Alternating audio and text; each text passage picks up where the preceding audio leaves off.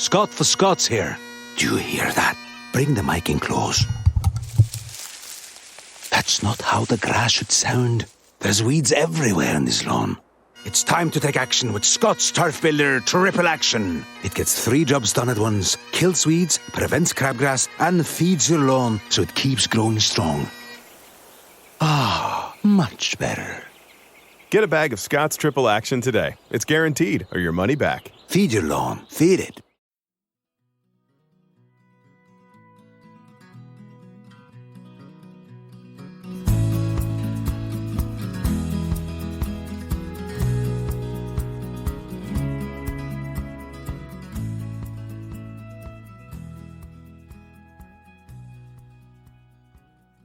Hey folks, welcome to the Adventure Sports Podcast. I'm your host Mason. Today is a throwback to 2017 when we had Uriel Eisen and Maggie Burke on the show, who, by the way, for this trip, made their own bikepacking bags, made their own tent to do this amazing trip to the Andes. And there were a lot of unknowns. They didn't know how to speak Spanish very well.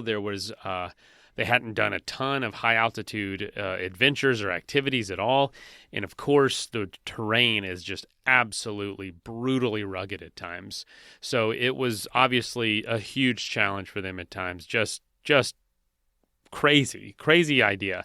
But the amazing and wonderful, gracious people they met along the way, as well as the grandeur of the Andes, made this a heck of a trip of a lifetime. So I know we've had a ton of bikepacking and bike touring on lately that's just kind of how it's been going. I haven't necessarily been doing more of that lately, which a lot of people think maybe the show reflects what I'm actually into at the time, but it's just aligned, and these are just great adventures. So this one goes back to 2017. Like I said, Kurt was hosting, and let's go ahead and jump in.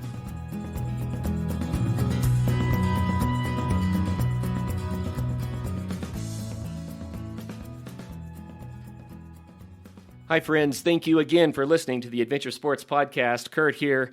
I have Maggie Burke and Uriel Eisen on the phone, and Maggie and Uriel did something really kind of fun and innovative I'm excited to hear about. They decided to make a lot of their own gear and go down to the Ecuadorian Andes and do some bikepacking. So they made their own bikepacking bags and tent, and then went down there to test it. Didn't really know Spanish, didn't have a lot of plans, just kind of went out there and they just kind of winged it. So welcome to the program, Maggie and Uriel. We want to find out about this crazy trip. Awesome. Yeah, glad to be here. Thanks for inviting us on. Yeah, thank you very much. You bet. So I guess let's get a little backstory before we dive into the trip so people know who we're talking to. So Uriel, you're in Pittsburgh. Who is Uriel? Yeah, so I here in Pittsburgh, I've been working on a startup for the past 3 years, sort of tied into the startup community here. I guess in a nutshell, I'm sort of a compulsive builder and maker.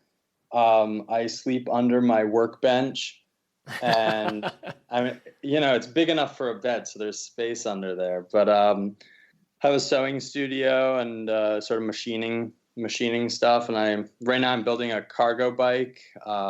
Just always sort of building stuff, trying stuff, planning new adventures, and trying things. Very, very cool. Maggie, what about you? Well, I'm living in New York now, working in theater here. I'm from Seattle, which is sort of where I learned about doing things in the outdoors, and fell in love with camping and biking and things like that. And I went to school with Uriel in Pittsburgh, so we still try to go on as many trips as we can together, sort of around my work schedule. Very fun. So you met in Pittsburgh. How did you meet? Well, we went to school together and kind of had similar majors and similar friends, and then started dating toward the end of our junior year of college. Okay. Maggie's roommate was in industrial design with me in my class, so we hung out a lot and had a lot of the same friends, and actually sort of surprisingly didn't meet till sort of the end of junior year. But wow. Once we did, I guess I think what sort of brought us together at the beginning was just both of us enjoyed exploring and just going out in the city, and there are a lot of really cool parks in Pittsburgh and sort of abandoned buildings and various things, and it's sometimes hard to find people who are interested in doing that kind of stuff, and just going out and maybe being a little uncomfortable or muddy or whatever. And so we did a lot of that stuff together, and I guess haven't really stopped. So now you guys are in 2 different cities doing 2 different things. How long has it been since you were back at the university? I guess a little over 2 years now. 2 years. So Maggie, what took you to New York? I came here for theater work because it's kind of the place to be, to work in theater. I do sound design, so I do like assistant designing. I worked on my first Broadway show as an assistant last year. Worked on the show Amelie. So whose idea was it to head down to Ecuador? I guess it was sort of mine. I think we were talking about going on a bikepacking trip together. We'd gone on a few smaller trips, one in Georgia on a section of the Trans-North Georgia Trail. And we were kind of looking at something a little bit further away. I really like South and Central America. I've traveled to Belize and Costa Rica before and really like the people and the language. And so it was just sort of a good fit. Like there was a lot of information about the route on bikepacking.com. And we were able to get all of the GPS information from this one route so that we could pretty easily follow a track. All right, on. So bikepacking.com. Yeah, and I guess we ended up... Yeah, bikepacking.com is a great resource. We ended up sort of piecing together... there are like 3 alternate trails through the Andes, and so some of them are more on-road, some of them are more single track and sort of back country. And so we sort of pieced it together. We went in right at the end of the rainy season, and so there were some sections that were incredibly muddy. We were fortunate enough to be in contact with the Dahmer brothers, who pioneered the route through the mountains. And so we got a lot of really useful information about, which parts of the trail they recommended and which parts maybe to avoid at that time of year.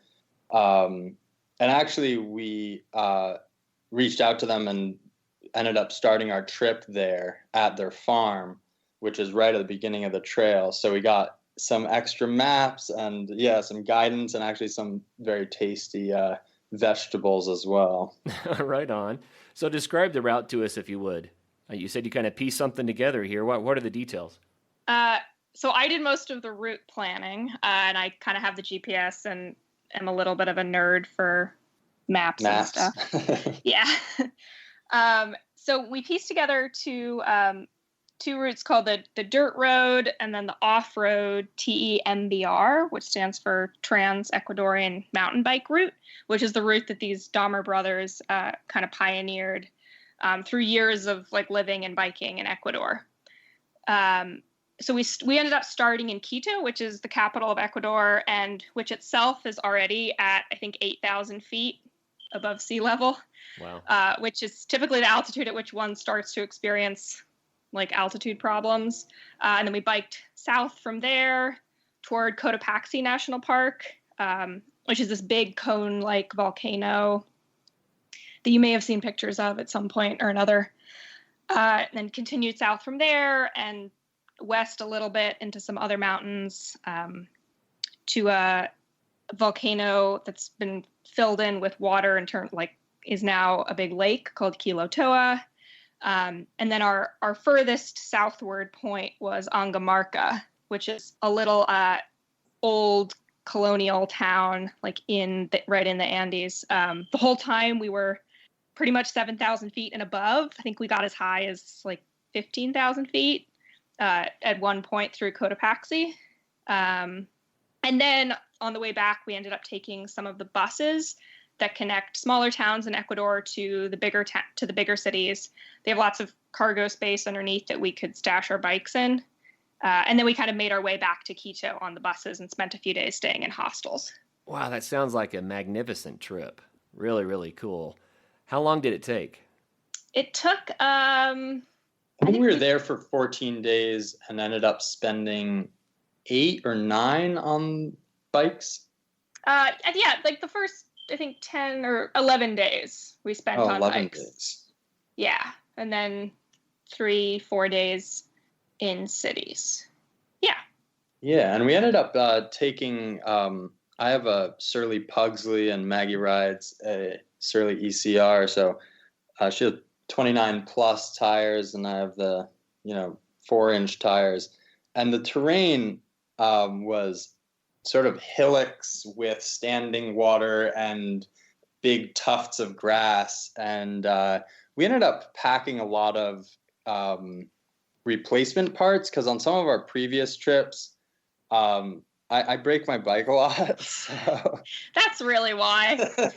Wow. So I ended up bringing some, we each had a spare tire and we had tubes. I had a spare freewheel body, which is like the part that clicks in the rear hub, because I've broken 2 of them previously. And so we had like 70-pound bikes or so. And so it was really, really rough getting through. I mean, also magnificent, but we were up in the clouds for a lot of it. So it was very damp. And just the amount of water was kind of staggering, as well as just the size of the mountains. I mean, I grew up on the East Coast, so what we call mountains, some don't think qualify. Pale in comparison to Yeah. real mountains. So I have been, to the West Coast and seen some of that. But I mean, there was one instance where we were riding along and it really looked like this river was flowing uphill because we had been climbing, gaining altitude for like 3 days, and the whole landscape was just pitched up into out to the horizon. And so your brain kind of starts just normalizing that as flat. And so this river, which really was flowing downhill, just something about the lay of the land made it look like it was going uphill. I mean, I haven't climbed that much on a bike. In terms, we were actually just climbing for like 3 days straight with, small little descents in there, but mostly just climbing. And then also, I mean, on the tail end of that, the descents were unbelievable. I mean, hours long of steep, hard descents through really, really beautiful, beautiful spots. Well, how much of the ride would you call single track, twin track, or regular road? Not too much of it was single track in like the Western sense of it, where like it's bikeable and like just a single track like through the woods. A lot of what we biked on through Cotopaxi was sort of routes where cowboys drive cattle and travel through the mountains to get between cities. And then some of the tracks, especially going into Angamarca, which is a very old town, are these old Inca trails where like back when the Incans lived in the Andes, they would travel between cities on foot. So a lot of it is those leftover trails, and they're often wider. Livestock are still driven on them, which means that you get cow poop all over your bikes. I was going to say, watch out for the landmines. They're everywhere. It wasn't even discrete piles. It was just like mud mixed with manure of various types, and some of it was really messy. And then there were some parts up in the grasslands that were more typical sort of narrow paths, but there, because of the terrain, they end up becoming these trenches into the ground. And so some of them are like, 18 inches deep and not much wider than the bike, to the point where we would sort of sit on the seat with our feet up on the grass on either side of it and just try to maneuver the bike through without catching the pedals or like tearing off your derailleur or something. Goodness. Yeah, but I don't think we saw any like, single track in the, with berms or anything that was built for biking. Right. For sure. Yeah, actually, we would go through these small towns, and in our very broken Spanish, they'd be like, "Where are you going?" We were like, "We're all going to this town," and they'd be like, "Oh, don't go this way. Like, this is not the way. Go back." You can't go that way. Yeah. You can't get they there saw from us here. on bikes. Yeah, they saw us on bikes, and I think like, first of all, they thought they were motorcycles because they hadn't seen bikes with such large tires. Right. So we'd often get asked like, "Es moto?" We'd be like, "No, it's not a motorcycle." And then they say loco after that, right? Probably once we'd left, yeah. Yeah, so we finally learned to ask about, we're trying to go the scenic route, because sometimes we were trying to find out if there was in fact a trail the way we were going. But at the beginning, they'd say, no, there's no trail that way, because they just do not associate bikes with that kind of stuff. Right. And so, so we finally sort of figured out how to ask in a way that they would actually give us some information on it. You're like, yeah, there is technically a trail that direction. If you want. We expect to see you coming back in a couple of hours. But yeah, they think you're just going to be pushing the bike the whole way. Which so they were often weren't necessarily right about. wrong, yeah. Well, that's amazing. So what about some stats? What kind of distance did you do? So the distances we did actually weren't crazy. Disclaimer, like before going on this trip, I just come off of a big show and I wasn't biking or working out much at all. So we both kind of went without really being in super good shape and kind of got into shape while we were going. And we ended up only doing, I guess, between around 20 miles a day. Yeah. About 20 miles, a little over 20 a day. Okay, so this is what I envisioned so far. You're pushing your bike through muddy cow manure, slipping with your feet, and at sometimes the bikes are in deep gullies, so you're actually kind of pushing the bikes along on the grass on the sides of the trail, and you're still doing 20 miles. That's pretty good. Yeah, so we did around 20 miles a day, and some of the first few days when we were going up, the elevation gain would be 2,500 to 3,000 feet a day. Right. Over 20 miles. So. Wow. So an amazing trip. We could go into a lot more detail, and I want to, but I just kind of want to rewind a little bit and say, did it turn out the way you expected? Are you glad you did it? That sort of thing. Oh, in terms of expectations, I had looked at the pictures and it looked absolutely beautiful. It was absolutely beautiful. So that definitely lived up to what I was expecting. I mean, pictures, you really can't capture the scale in a photo, or at least I can't. And so, it was mind-blowing to be up in those mountains and in the clouds, and just I don't know, the grandeur and how steep and rugged the terrain was. And then in terms of the trip, I mean, I had a great time. It was a ton of fun, definitely an adventure. As I mentioned, we've done a couple trips before, and Maggie normally figures out the routes, and they're typically not incredibly rideable. So a lot of pushing bikes up very steep hills, and crossing a bunch of rivers and stuff. So it was pretty typical in that regard. And I think that challenge is something that we both definitely enjoy. I don't think that the sometimes non-bikeable nature of it really damaged the trip in any way for us. I think that we did both have higher expectations about how much we would want to bike, and we really enjoyed pushing and slogging through the mountains. But toward the tail end of the trip, we also stayed in some hostels in Latacunga and then in Quito, and explored those cities a little bit and ate some really good food and saw some of the ancient cathedrals and stuff there. And that was also a totally worthwhile part of the trip. So I think in retrospect, I don't know that I need to bike the entire time. And I think that giving yourself license to also do some of the touristy things can make the trip super fun as well. Yeah. Well, that sounds really, really cool. Here's a question for you. I know that at some point it would have been easier to say, okay, if I didn't have a bike and I had a backpack, this would actually be an easier day. Let's take a quick message break and hear from the folks that help make this show possible. If you're like me, when you go to think of what you want for dinner, you forget every single meal you've ever had for your entire life that you've ever liked. You can't even think of a single recipe. Not sure how that happens or why, but HelloFresh is here to help. Make mealtime easy with delicious recipes made with fresh, wholesome ingredients, delivered right to your door. No lines, no hassles, no trying to think of what to cook. Just great tasting meals you can whip up and enjoy in the comfort of your own home.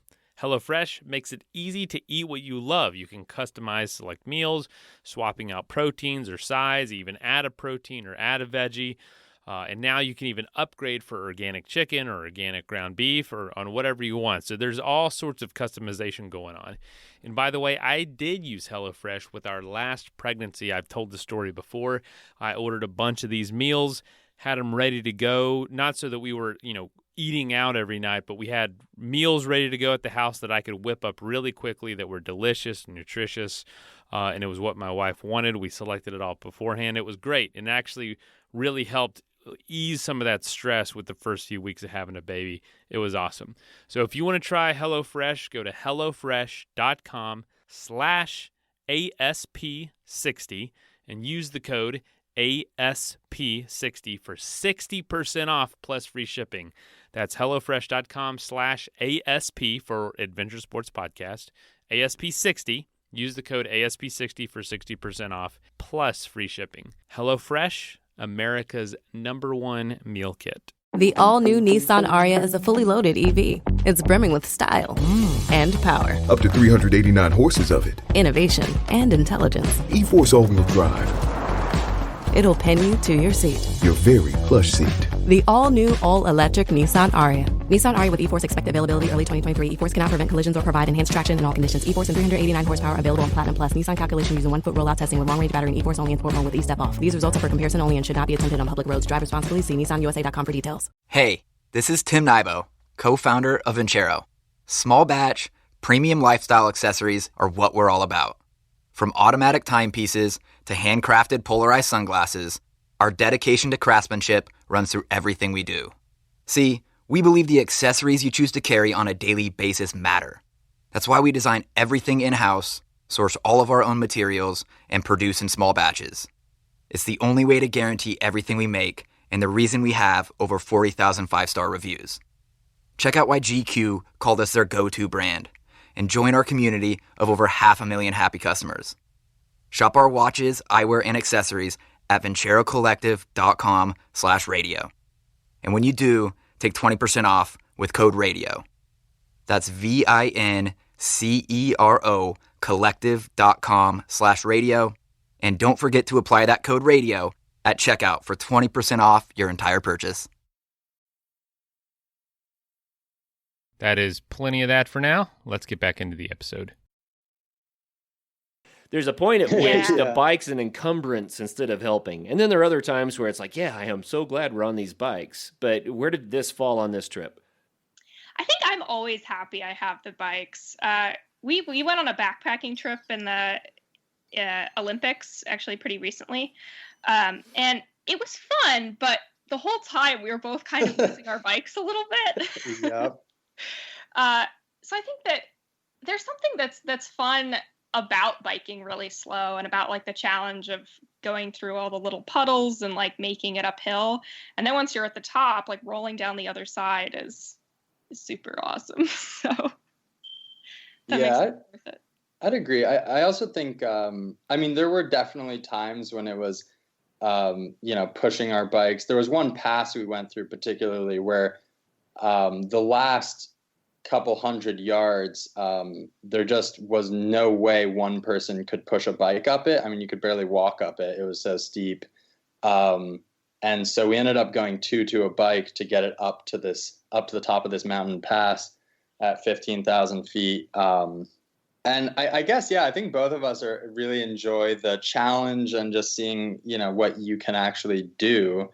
And I know for me, it's a great sort of break from the everyday stresses of life. You're only really thinking about one thing when you're trying to drag your bike through a river or, wherever you are. So there was no point where I was like, I wish I just had a backpack and not a bike. And then I think, Maggie and I have sort of talked a lot about this, but seeing a country by bike just seems like a pretty optimal speed. You can cover a good amount of distance. You can cover a lot more than 20 miles a day if you're in even moderate shape. Right. Well, also, I think the elevation was tough. We were sort of acclimating to that. And the terrain, was definitely hard. But just to give some perspective, other people who bike the trail, I think, do around 50 miles a day. So pack lighter next time and maybe be in a bit better shape. We had a great time, so I don't know. Yeah. Not go if I wasn't in shape. Well, that sounds like a really fun adventure, like you said. And I've often wondered about that because I totally get the whole idea of bike packing, but I know at times the bike, I mean, it's a piece of machinery that you have to drag over stuff. And then you get the advantage, of course, when you can actually roll again and pedal. That's fun. But I was just curious what your perspective was. So in your perspective, even as rough as the trail got, the bikes were still worth it. Yeah, and I think that's partly just because both of us really love biking a lot and like get a lot of joy out of facing obstacles that way rather than on foot. But to each his own. I mean, we also saw a good number of hikers, and they seemed like they were having a great time. So, well, I'm kind of curious. You said your bikes were somewhere around 70 pounds. I mean, that's a heavy setup. And if you had that minus the weight of the bike, right? If you had all of that gear on your back, you're going to have a fairly heavy pack. I guess what I'm wondering here, is it easier to have all that weight on the bike on wheels that you can push, or would it have actually been easier to have it in the pack? I don't know. I mean, I guess it wouldn't actually be a super heavy pack because we were packed pretty light. If you got rid of the bikes, you could also get rid of all of our gear that was bike related. So spare tubes, spare tires, and those fat tires are kind of heavy.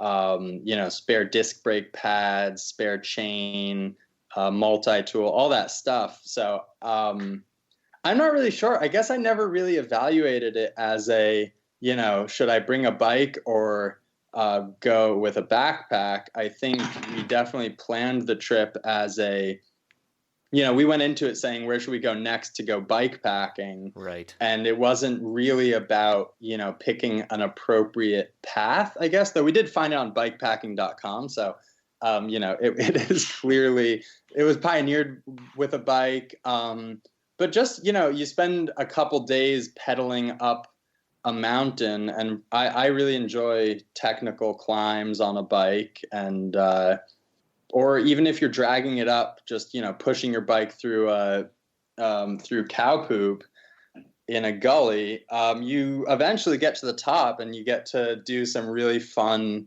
fast descents. So I think I was just reading through my journal from the trip last night, and one of our descents after that mountain pass I mentioned, we were going down. We were drenched because it was raining. All of our gear was wet. We had been going through rivers and puddles the whole day. And then we came over that pass, and half an hour after starting our descent, the sun came out, and I wrote in my journal that it was one of the best days of my year.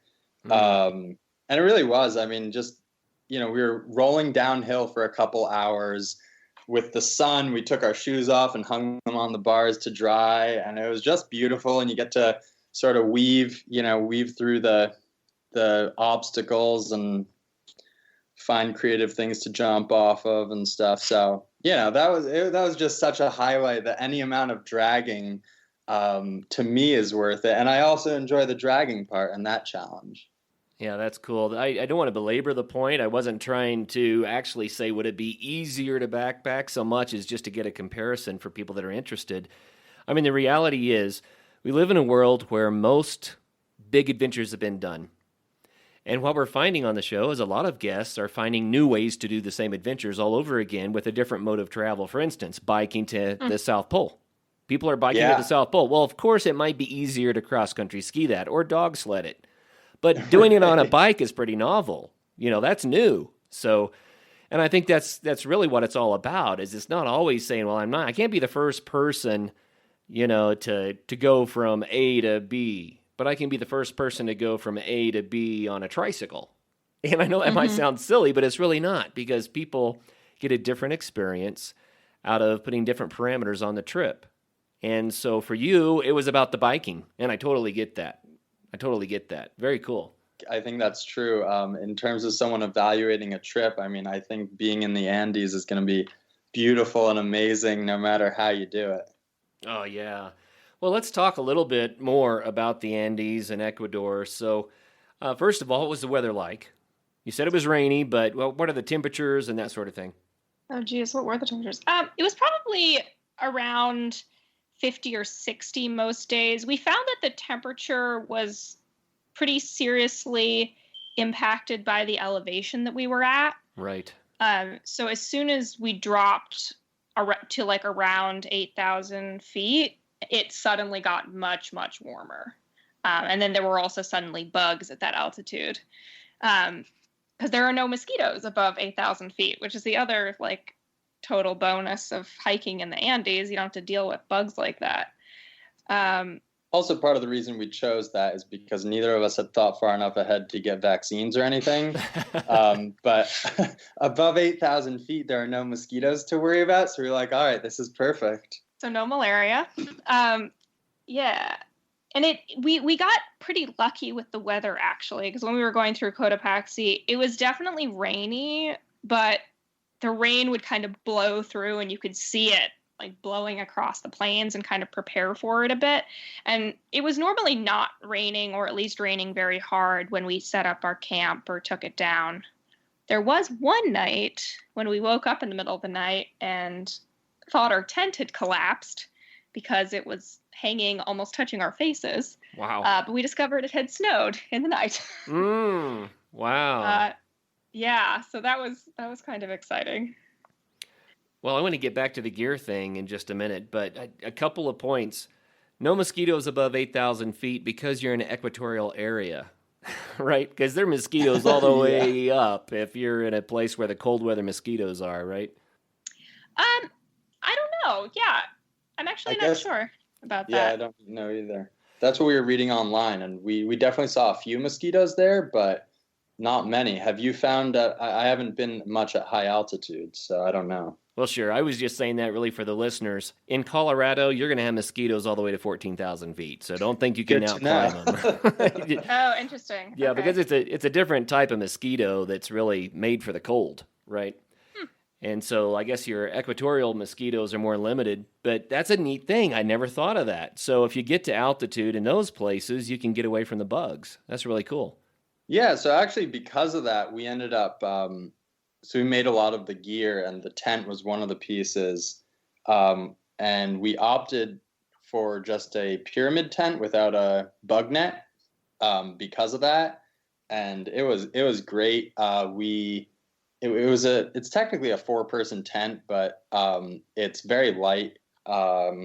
And it gave us the ability at the end of the day, even if it was raining, set it up. It doesn't have a floor in it. I mean, you can hang a floor in it, but just toss all your gear in there, get inside, out of the weather, and you can even cook in there. So that was great. Be able to get out of the weather like that. And yeah, we only had one night down near 7,000 feet where we definitely did have some bugs, and it might have been nice to have a net. So describe this pyramid tent a little bit. You made it yourselves. Is it a single pole in the middle style tent? Yep, single pole in the middle, and then just, big pyramid. It's like 9 feet by 9 feet at the base. And stands like 56 inches tall in the center, so there's a good amount of space inside. Very simple, robust design, so it's great in really high wind, which we definitely experienced. It's good for snow, just because the sides are so steep, it sort of sheds all the snow off, or down to the bottom at least. And it packs down. I think it comes in at like 2 pounds or 2.2 pounds, something like that. I forget exactly what it was, but my other tent, which is not a lightweight tent by any means, was 5 pounds. So we were like, all right, we got to do better than that, but didn't want to spend the money for these really lightweight tents. And then also just being able to get all of our gear in the tent was really nice. Oh, yeah, that's cool. Yeah, so Uriel made like a bathtub floor for half of the tent. So we slept on just one side of the pole, and then we're able to drag all of our stuff in the other side. And in the morning, Uriel is an earlier riser than I am. So he would cook breakfast on the one side of the tent and give me coffee in bed. It was awesome. That is too nice. Oh, that's the other advantage of that kind of tent. I like the idea that it could be that light and that large. I mean, that doesn't add up to me because most tents that size weigh quite a bit more. What kind of material was it? So this is actually kind of interesting. I don't know how into it people want to get, but there's a big sort of divide in the tent making world between nylon and polyester. Nylon is stronger per ounce, but absorbs up to 40%. I think it's up to 40% of its weight in water. It's hydrophilic, whereas polyester is hydrophobic, but it's weaker per weight. So my thinking, we ended up going with I want to say 1.6 ounce polyester base fabric coated in silicone. So it's a little bit heavier than you'd normally use, like a 1.1 ounce nylon, but with the polyester, I went slightly heavier.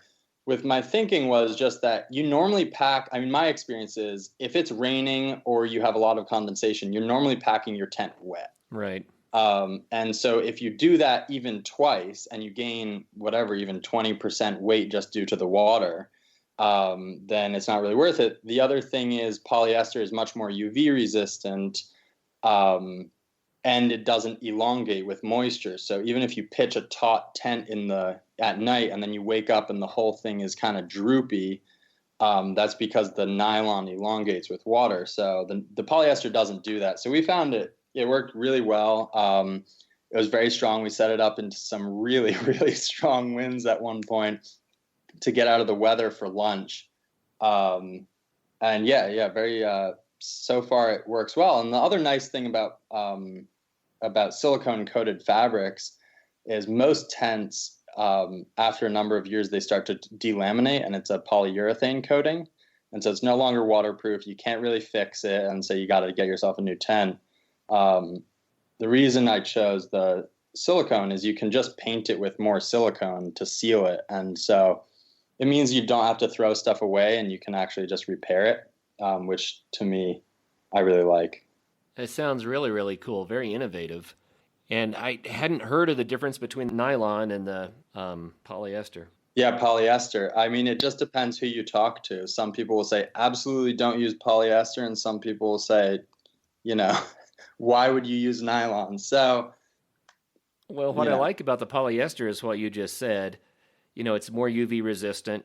And if it starts to lose its waterproofness, you can just recoat it. I mean, that's really cool. Weighs slightly more, but if it's tougher and you don't have to carry the water weight, if it packs dry even when it's wet, then that makes a lot of sense, especially if you're in a humid or wet, rainy area.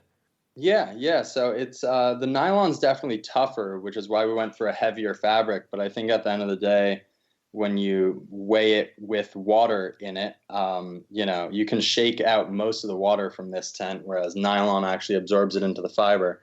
Nylon is okay. If you have silicone coated nylon, you can also recoat it. So that's not really part of the debate, but definitely I think the polyester was a nice way to go, especially because you wake up in the morning after a whole night of rain and it's still taut and, not sagging down on your gear. So yeah, that's cool. Definitely happy with the choice. Well, Maggie, I want to ask you about the shape of the tent. A lot of the more dome tents, they're kind of trying to approximate more headroom if you need to move around inside of the tent. When you have the pyramid shape, it gets narrow pretty quick at the top. So did you find that inconvenient or did you like it that way? I found that the tent has such a big floor plan that you definitely do kind of lose some space around the sides because the sides get so low, but it's a great place to kind of put your gear, and then there's still plenty of space around the middle of the tent for you to move around and exist. So you definitely do lose space because of the shape, but it's also a bigger floor plan. So it kind of balances itself out that way. Most people that like to sleep in tents probably aren't too claustrophobic, but some people are claustrophobic. Would you say that this pyramid-shaped tent helps with that or makes it a little bit more challenging? I'd say it could probably help with that. The other nice thing about at least the way that Uriel designed it was you're kind of able to lift to determine how high you want the bottom edges of the tent to be. So some nights when it was warmer, we knew we weren't going to get any rain or be bothered by dogs. We would lift the edges of the tent up a little higher just by pitching the guy lines further out. And you would end up with, you could end up with a foot if that was the way that you pitched it, along the bottoms of the tent.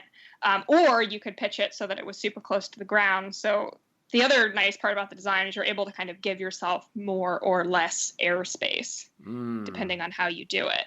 Yeah, that's really cool. So, Uriel, you mentioned cooking in the tent. Do you have a ventilation system at the top, or is it just a matter of having the bottoms open enough for that? Yeah, so we normally cooked with the door slightly open. And again, there's also just a big air gap all the way around. So there's really enough ventilation. I didn't put an air vent on the top, though a lot of people do add it to the design. I just felt that from what I read online, pyramid tents have been done many times. I didn't do any new designs here, but it seems like even with the vents, you end up with a lot of condensation. So I just figured it would be another place for it to fail. So I just skipped it and we would just open the door. And when you had all the rain and everything, I guess that eliminated the need for the rain fly, and it worked. It worked. There was one funny thing, which I'm definitely curious to know how other people deal with this. But we had some nights that started off warm and humid, and so we'd end up, but then it would cool down. So we'd end up with a lot of condensation inside the tent. And then the first time it started raining in earnest at night with all that condensation, the rain would knock the condensation off the tent. So it would sort of drizzle inside the tent, which was definitely suboptimal. So we would wake up in the middle of the night and just kind of towel it off to try to keep it off our bags. But one really interesting thing that I didn't expect going in, being at such high altitude, for me anyway, being at higher altitude, everything dried out really fast. So even if I would bump the side of the tent with my sleeping bag and wipe all the condensation off, my bag would dry out by the morning. My hiking boots we'd go through a river, and then if I kept wearing them, 5-6 hours later, just because of the lower pressure, I think the evaporation just happened much faster and everything dried out quite quickly. So it wasn't such a problem, but I could imagine rain inside the tent from the condensation would be kind of frustrating. Yeah. Otherwise, there's got to be an answer to that. I'm curious. So, listeners, if you have an idea for Uriel, then send it to us. We'll make sure that he gets it. Go to Adventure Sports Podcast and leave that comment so that we can solve that problem. Yeah. Uriel, it reminds me of a night in a snow cave where the snow was heating up just enough to start to drip. And just because of body heat, it was plenty cold outside. But the problem was, there was a drip right over my head, and it was kind of making a stalactite, And it didn't matter how many times I reached up there and reshaped the snow to try to get the water to run down the side of the snow cave. It continued all night to drip in my face. So, anyway, I hope it wasn't like that for you guys. No. That's funny. So you also made your bikepacking gear. Yeah, so I guess I have a bunch of sewing machines, and all the bikepacking gear is very reasonably priced considering the amount of time that goes into making it, but not the amount of money we wanted to spend on it. And so getting into the sport, I mean, it's not outrageous, right? You're going to be able to buy the bags, especially if you get them used. They're not too bad, maybe $100 a piece or something, but it's fun and cheaper to just make it, and it really isn't too hard. So I think we ended up making the panniers for the first bike trip we did together like 4 or 5 years ago. No, 3 years ago. I started making gear like 4 years ago. And so for this trip, we just made a bunch of bags based on all the issues we had with bags for previous trips. And they ended up working out quite well, and they were lighter than a lot of the other offerings. And, you can actually tailor it to exactly what you want, exactly what bike you have. I made myself a camera bag that sits on the handlebars. That's one-hand operation, so I can actually put it in and out while riding, and it kept the water out. So, yeah, it was a lot of fun. Wow. I know that with bikepacking, in the beginning, people were grabbing standard pannier kits and trying to go off-road with them, and they just couldn't hold up to the damaging conditions, And so people started rigging more and more stuff that could handle the jarring effects of being off the smooth pavement. Did you find any issues with that with your setup? So we both used kind of what is now sort of a standard bikepacking setup, where we had a big handlebar bag, and then a frame bag, and and a seat post bag, and then a few other smaller bags attached to like the front fork and sort of rear sides of the bike. And then I also carried a small backpack with like some really light stuff in it, which is key, not to have a heavy backpack. Yeah, I was going to ask how much weight was on your back. Yeah, not a lot. I made that mistake the first bikepacking trip we took, and it was bad. Yeah, it really throws your balance off, not to mention that it's grueling on the body. That's tough, you know. So it worked out then. Yeah, and a lot of the bags actually aren't too hard to make, especially like a handlebar bag can be as simple as just a dry sack that you can buy at REI or somewhere else, and then just like strap to the handlebars. You don't really need anything more than that. And then the frame bag is also just like 2 pieces of fabric that you cut out and run another piece of fabric around the outside. So it is pretty easy to make your own stuff. I guess and even if it doesn't look great, it still works. Right. Well, the question I always have is about the one that goes on the seat post, because it seems to me there's usually some sort of a structural member in there that helps it to stay up above that rear tire. And I think, well, that's where the abuse would come in. What keeps that from breaking? So I think that's definitely the trickiest one to make and have it work well. And I think there are some interesting entries into the market. Like Porcelain Rocket has an actual sort of a frame that keeps it from swaying back and forth and keeps the whole thing up, and it's chromoly steel, so you don't really have fatigue issues. But there, we use polyethylene, which is just a very durable plastic, so it doesn't really break. You can bend it, but it doesn't really break. So that's what they make whitewater kayaks out of and other stuff. I actually had a friend who biked across China, still have that friend, but and he used some Ortlieb bags, and they were off-road a lot, and they ended up breaking the buckles that connect to the bag. So I think a lot of the issues come in with the interface between the rigid structure and the soft structure. And so all these bags kind of strap on rather than, trying to rely on like the eyelets or braze-ons like a rack. And even a lot of the newer ones are pretty robust. So I think it definitely is less likely to get damaged from rattling. But yeah, the seat post bag is definitely a little tricky to get it to sit right and not sway and not get caught in the rear tire and all these things. And actually Maggie, because she has those 29 plus tires, there's not a lot of space between the rear tire and the back of the seat. So a little less. So I'm sort of considering looking into, because I'm not actually able to get very much stuff in that rear bag with the design that is frequently used. So I'm kind of looking into doing some kind of more like minimal rack to hold up a larger bag for our next trip. And that might be where the challenge comes in, because anything that, is stiff is going to be more prone to break, right? Yeah, definitely. Interesting. So, Uriel, if other people say, man, that sounds so cool, I want to make my own bag, could they contact you and get more information? Yeah, absolutely. I have an Instagram. It's Uriel Eisen, I believe, and then also urieleisen.com. Definitely reach out. It's sort of hard. Actually, there's sort of a lack of good tutorials online for making gear. If you look up like DIY sewing or whatever, you end up with, turning a suit jacket into a school bag or something. Right. So less really what this is about. But I'm totally happy to point people in the right direction, find materials. If there's, there are a lot of people who make custom gear out there. So there's definitely worth reaching out to people.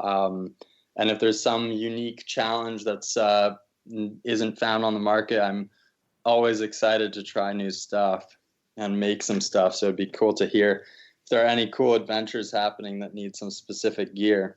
Yeah, that's fun. And Eisen is spelled E-I-S-E-N.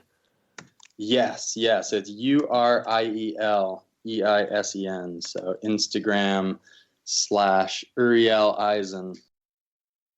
Let's take a quick message break and hear from the folks that help make this show possible.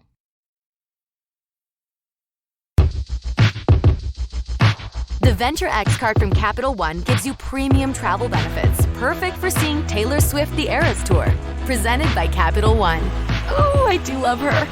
Earn 5 times miles on flights and 10 times miles on hotels through Capital One Travel. Enjoy your stay in Suite 13. Whoa, 13? That's Taylor's lucky number. The Venture X card from Capital One. What's in your wallet? Terms apply. See CapitalOne.com for details. 92% of households that join Peloton early in the year are still active a year later. If you love cycling. Peloton actually makes a treadmill, too. Okay, if you love sprinting. You could try out a power walk or a scenic hike in Scotland. Let me just clear my entire schedule. Hey, we're nothing if not flexible. With classes from 5 minutes to 30, Peloton can fit into any schedule. 92% stick with it. So can you. Try the Peloton Tread risk-free with the 30-day home trial. New members only. Not available in remote locations. See additional terms at onepeloton.com/home-trial. That is plenty of that for now. Let's get back into the episode. Well, Maggie, I want to throw this one your direction. Back to Ecuador and the Andes. Is this a trip that you would recommend to people? Was it, the place that you just like, man, everyone needs to do this? If they like kind of the rugged bikepacking, high altitude terrain, would you say this is the place to go?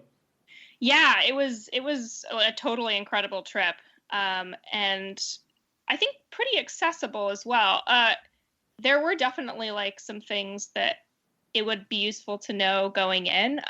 Like dogs are a little bit difficult to deal with in Ecuador. And I think other countries, just because everyone kind of has dogs on their farms, and they'll often like run out and bark at you. We discovered halfway through the trip that if you carry some sort of stick and kind of wave it in the air when they come running at you, that often like deters them. But yeah, I mean, I would definitely go back to Ecuador. It's also, we learned a very good place to learn Spanish because they have a really flat accent there and speak pretty slowly. So it's definitely a good place to sort of get better at my Spanish, which is admittedly bad. Mine is pretty bad too.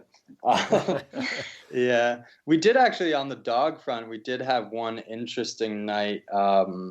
We asked some farmer if we could camp on his land. He said it was no problem, and it looked great. And we set everything up and got in our tent. And all of the dogs in the valley knew we were there and did not like it, and actually started coming out of the darkness. I mean, running up, it's not only barking, they're kind of pretty vicious. And so we were throwing rocks at them, trying to keep them away. And eventually the farmer actually came down and said, like, the dogs can't sleep. You have to come sleep inside. So we ended up being invited into his house and slept on the dirt floor in there. Wow. And that was a very cool experience. But definitely the dogs were...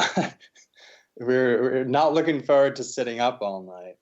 Yeah, that experience of like sort of getting welcomed into somebody's house, and they made breakfast in the morning and invited us to have some, and that was probably one of the coolest experiences of the trip for me, and I think it's also like an illustration of like why it's a great place to visit. It's like a lot of people helped us a lot, and people were really nice and interested in what we were doing.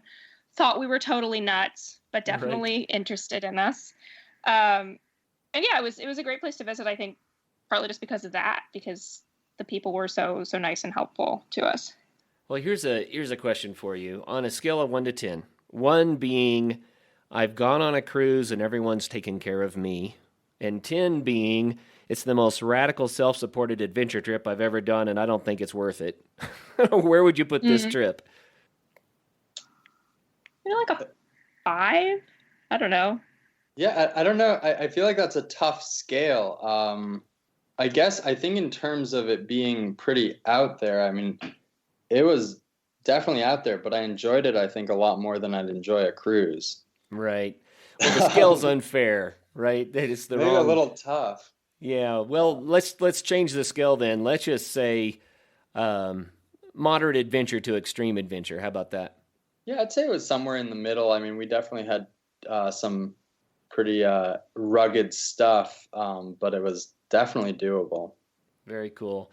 And scenery-wise, you said it was remarkable, but can you describe it to us so that we can kind of get a feel for it? So in Ecuador, once you get into the high altitude, it's what you call paramo, which is these high altitude grasslands. And you can basically, especially in the national park around Cotopaxi, you can just look out like through these massive valleys, and then the hills just like rise on either side, and they look like hills, and then you get up to them and you discover that they're actually going straight up at like a 50 or 60 degree angle. Wow. And across sort of the plains, you can see mist and clouds. And as the weather changes, you can just see these clouds racing across this vast landscape toward you. And the weather shifts and changes very rapidly. But I think just like the vastness of that landscape and how small you feel inside of it is a very cool experience. Yeah, that's neat. And you mentioned the volcanoes. I've heard that they can be just beautiful.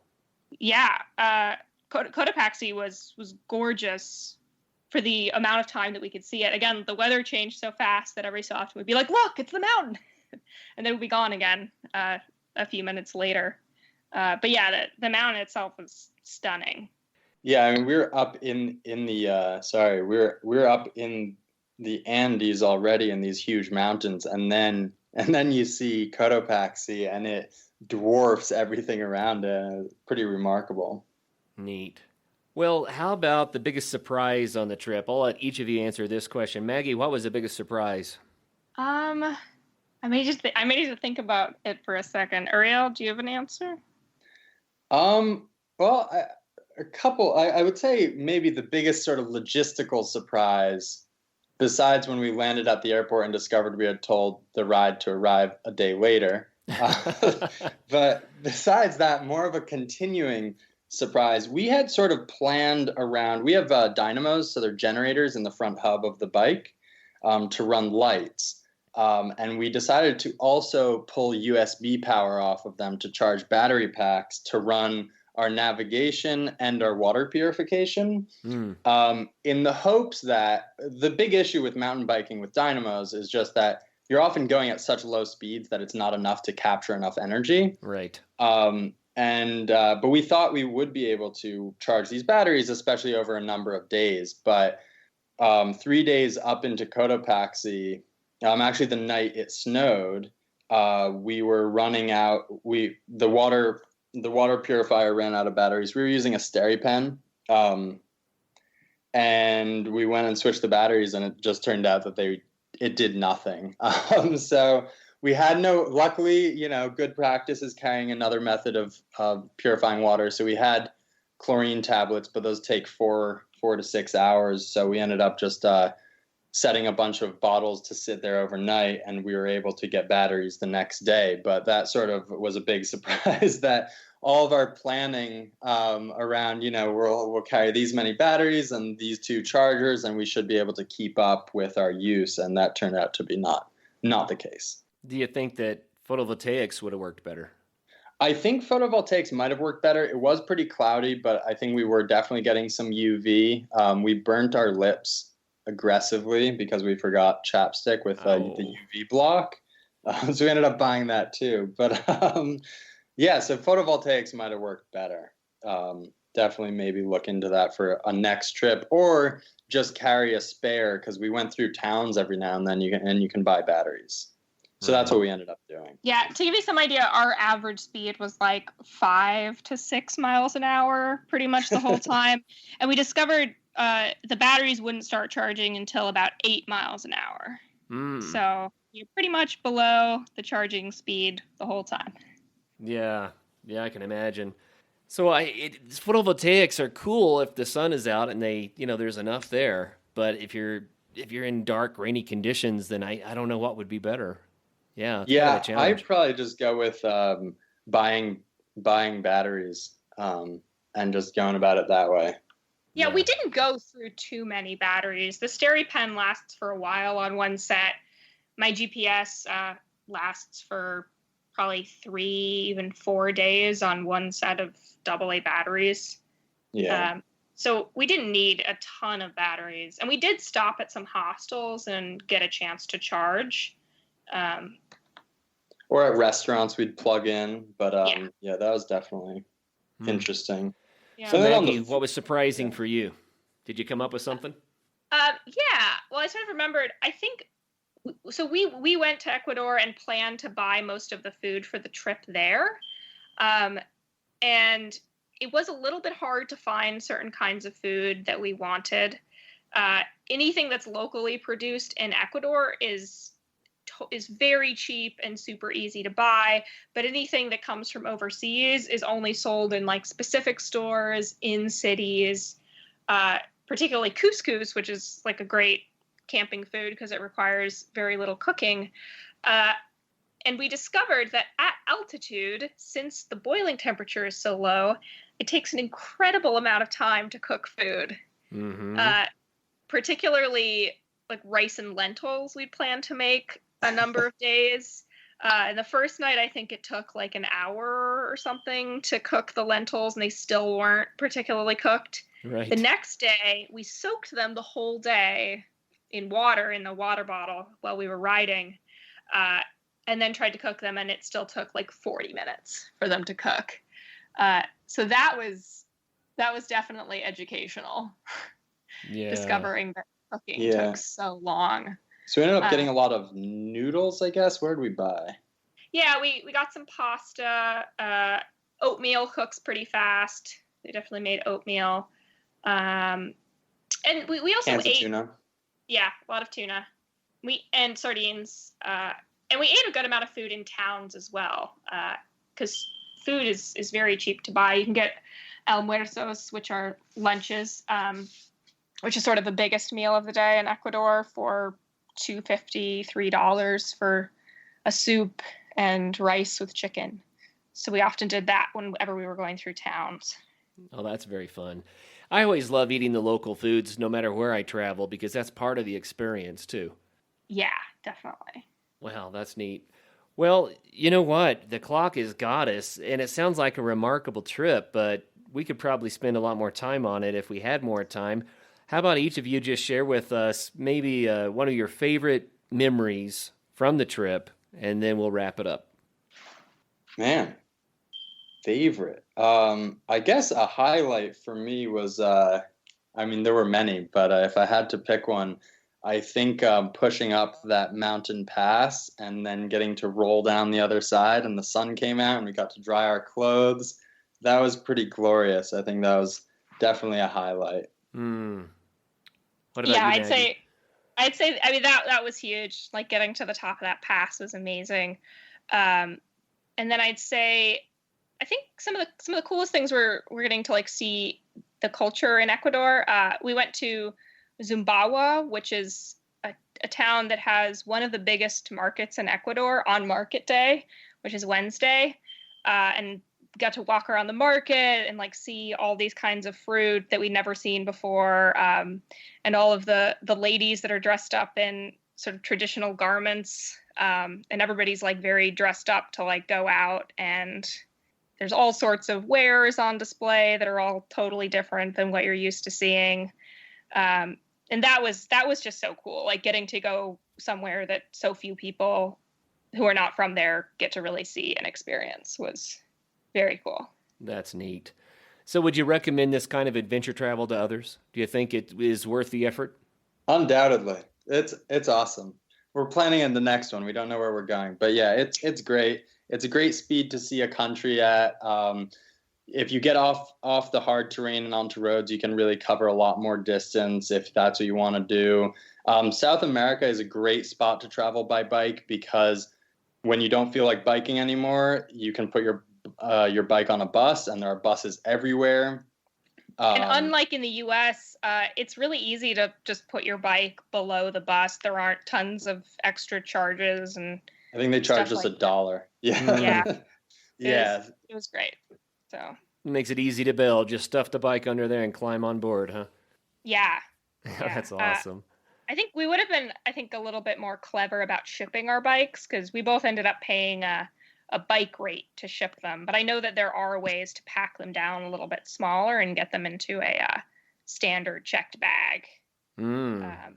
So that definitely is something that I'll look into next time. But yeah, it's a totally unique and awesome experience. And you get to see so many things and small towns and people that you would never be able to permeate enough into the country to see otherwise.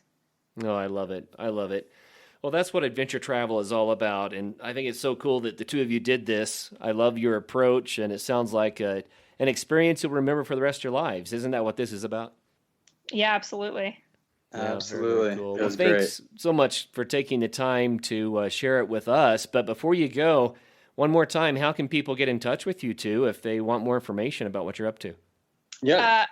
Well, my email is mgk Burke, which is BURKE @gmail.com, and I'm happy to provide information, especially about like planning routes and stuff like that, and finding information about where to go.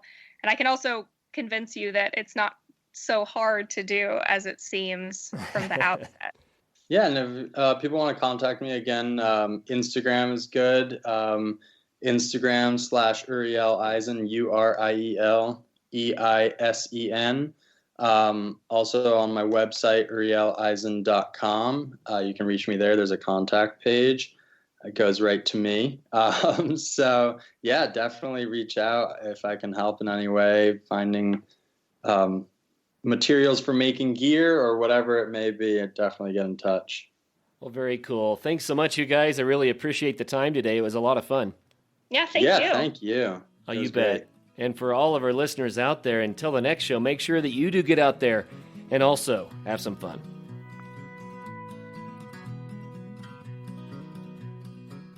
First of all, thank you so much for listening. It means the world to us that you choose to listen to this show. If you'd like to help us further, you can leave a review on iTunes, share us with your friends, your family. It goes a long way to grow in the show. You can also support us financially through patreon.com/adventuresportspodcast. Link is in the show notes. And also, if you have an idea of who could be a good guest for the show, we're always looking for people to tell their story about the outdoors or adventure. So if you know someone, please reach out. Email us at info@adventuresportspodcast.com. And until then, get out there and have some fun.